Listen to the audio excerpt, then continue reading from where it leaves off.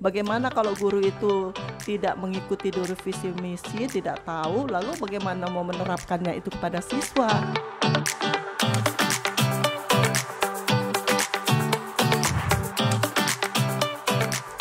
Halo semuanya, kembali lagi di Pas Podcast. Sebelum itu, aku mau kenalin diri aku dulu.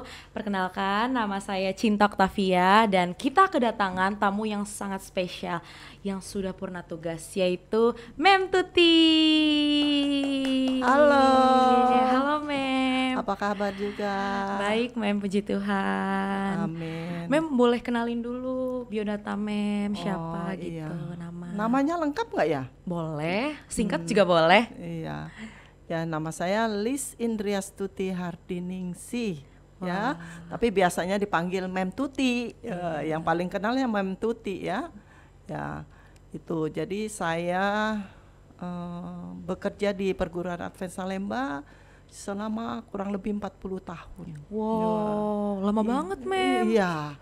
Dari tahun 1983, Juli 1983 sampai bulan September tahun 2023 kemarin. Ya, Berarti saya sudah pensiun ya Mem, purna sudah. tugas. Ya, cukup 40 tahun mengabdi ya. Gitu. Dan Mem sekarang nih setelah purna tugas, kira-kira kesibukannya apa sih Mem? Ya. Sekarang lagi ngapain gitu? Ya, saya lagi refreshing dulu ya.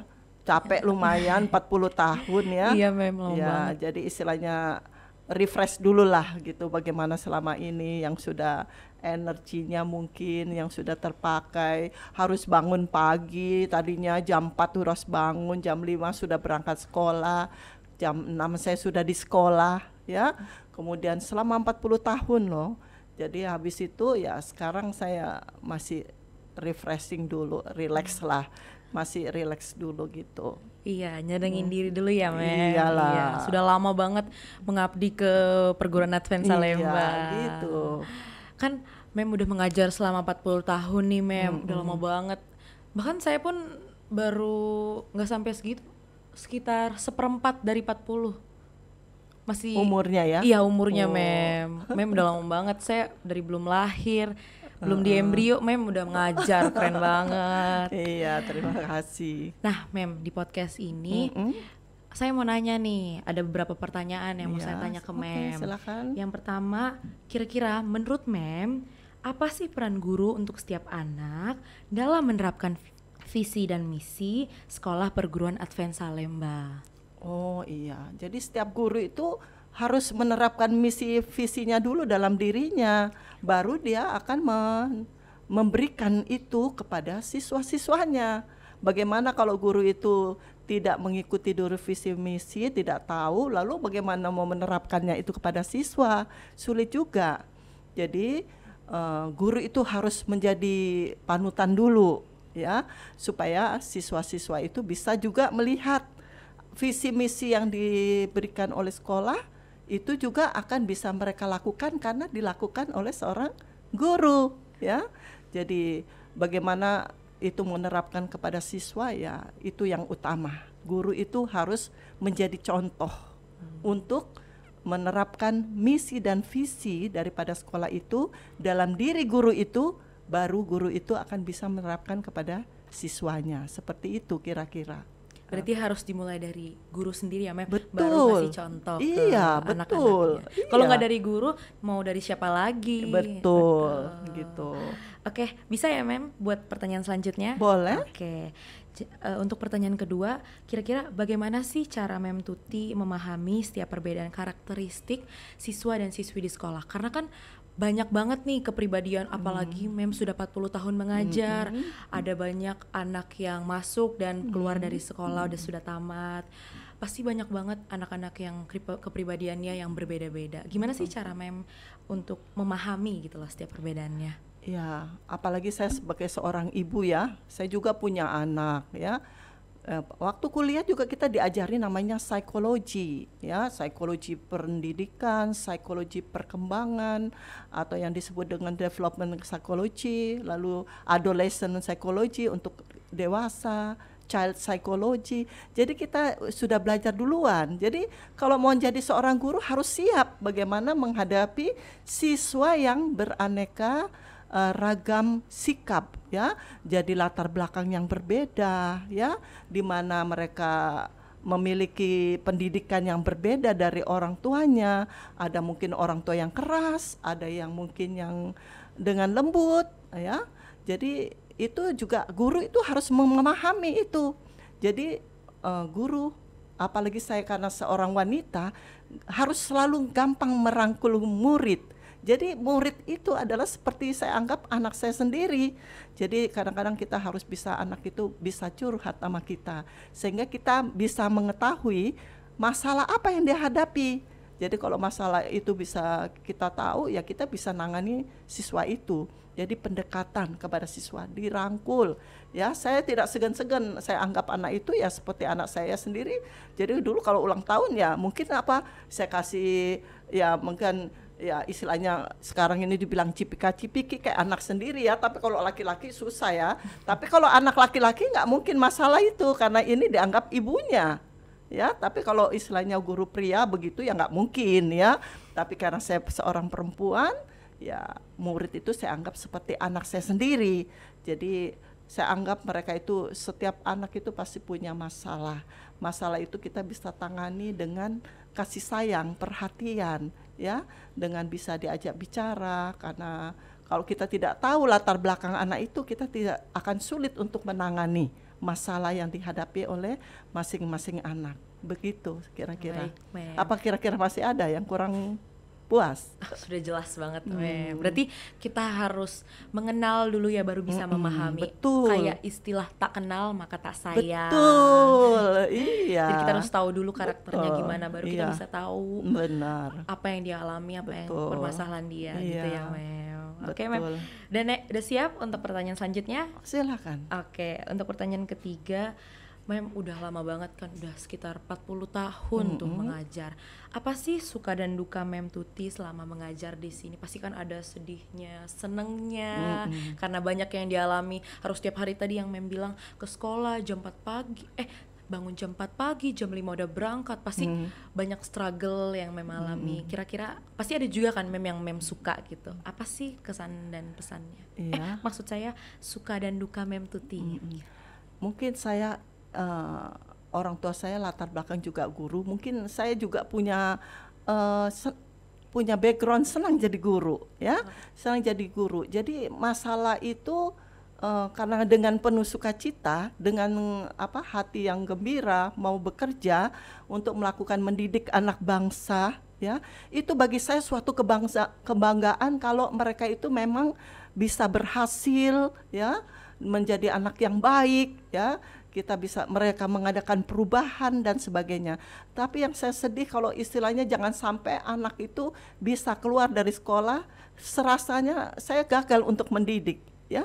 Apalagi kalau dengan ada masalah, ya, yang tidak bisa diatasi, rasanya itu adalah suatu kegagalan bagi saya sebagai seorang guru. Tapi kalau mereka berhasil, ya, lalu memiliki perubahan sikap dan mungkin kepribadiannya menjadi anak yang takut akan Tuhan, ya, mereka belajar sungguh-sungguh dan berhasil di kemudian hari, waduh, itulah suatu kebanggaan bagi seorang guru. Jadi kalau kelihatan kenakalan-kenakalan anak di sekolah itu saya anggap itu biasa saja. Guru itu tidak akan mengingat itu. Kalau udah dia berhasil, kadang-kadang mereka bilang kan, Mem dulu saya begini, saya nakal dulu. Lupa tuh gitu ya. Saya selalu bilang gitu, lupa. Yang diingat adalah apa? Yang berikutnya keberhasilan. Udah si A itu berhasil begitu ya. Rasanya bangga. Walaupun mungkin anak itu mungkin lupa sama gurunya dulu.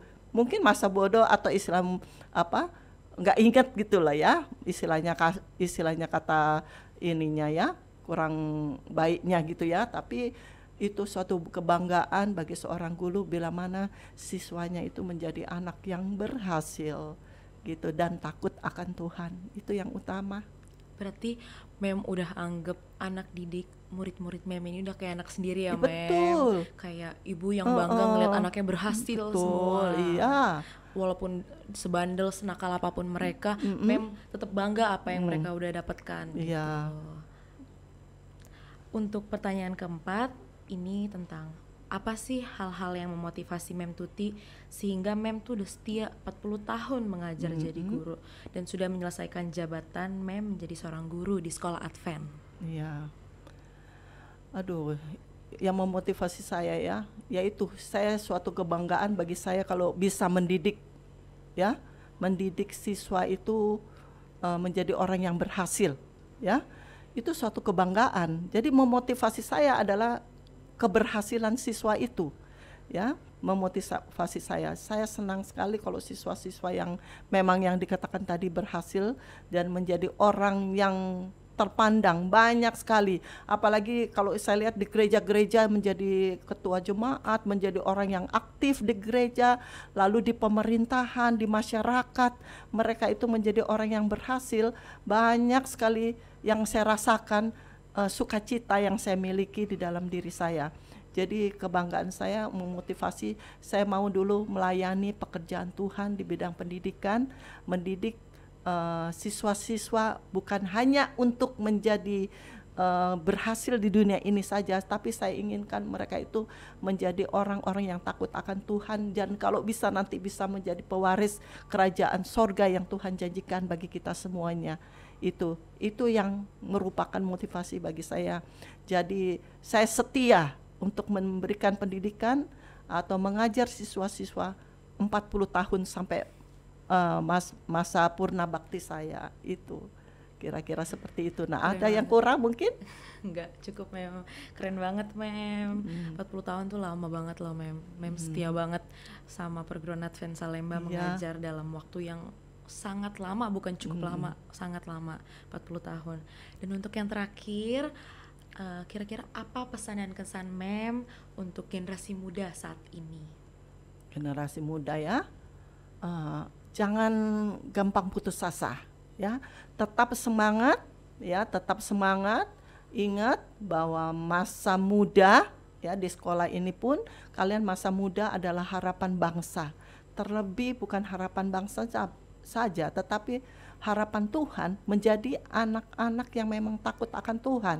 Jadi memang Alkitab katakan, carilah dahulu kerajaan Allah dan kebenarannya, maka segala sesuatunya akan ditambahkan kepadamu.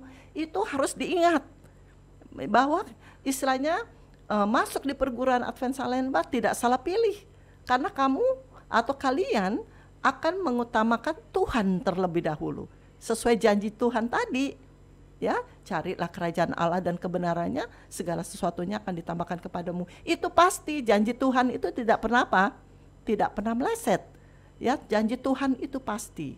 Jadi Tuhan akan memberikan yang terbaik. Malah dikatakan apa?